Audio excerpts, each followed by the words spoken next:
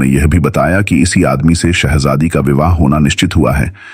ये सुनकर लोग बड़े खुश हुए और कहने लगे कि वास्तव में शहजादी के लिए इससे अधिक उपयुक्त वर का मिलना असंभव था। जब अलादीन महल के बाहरी फाटक पर पहुंचा तो उसने चाहा कि घोड़े से उतरूं, लेकिन वहां उसके स्वागत के लिए मंत्री, सरदार और अमीर उमरा जो जमा हुए थे, उन्होंने उसे उतरने नहीं दिया और उसे घोड़े पर बिठाए हुए ही प्रांगण में से ले गए।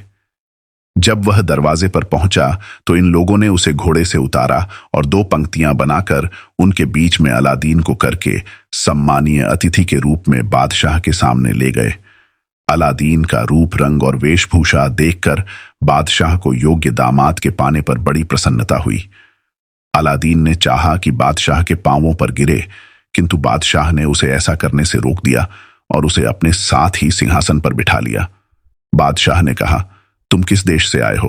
अलादीन ने कहा, मैं आप ही की प्रजा में से हूं, यहीं का निवासी हूं, किंतु शहजादी के बगैर जिंदा नहीं रह सकता, इसीलिए आपकी सेवा में आया हूं। बादशाह ने उसे गले लगाकर कहा, मैं अन्यायी नहीं हूं, मैंने जो वचन दिया है उस पर कायम हूं।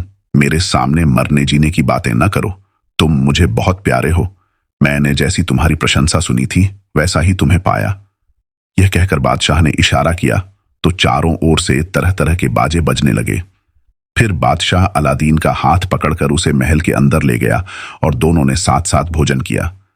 बादशाह ने उससे विभिन्न विषयों पर बातें की और देखा कि वह हर बात का बुद्धिमानी और शालीनता के साथ उत्तर देता है। बादशाह इस बात से बहुत खुश हुआ। भोजन से निवृत्त होकर उसने काजी को बुलाया और निकाह पढ़ने की तैयारी के लिए कहा। वह अलादीन को भेंट वार्ता के कक्ष में लाया, जहां सरदारों और अमीरों ने अलादीन से बातें की और उसकी बुद्धिमत्ता की प्रशंसा की। विवाह के बाद बादशाह ने अलादीन से कहा कि आज तुम इसी महल में रहो ताकि सुहागरात यहीं हो। अलादीन ने कहा, मैं आपकी आज्ञा से बाहर नहीं हूं, किंतु मैं चाहता हूं कि नया महल अपनी पत्नी के लिए बनवाऊं और उसी में उससे भेंट करूं। बादशाह ने कहा, अच्छी बात है, लेकिन तुम्हारा महल मेरे महल के पास ही होना चाहिए। मेरे महल के सामने एक बड़ा मैदान है, उसमें तुम जहां भी चाहो अपना महल बनवा लो।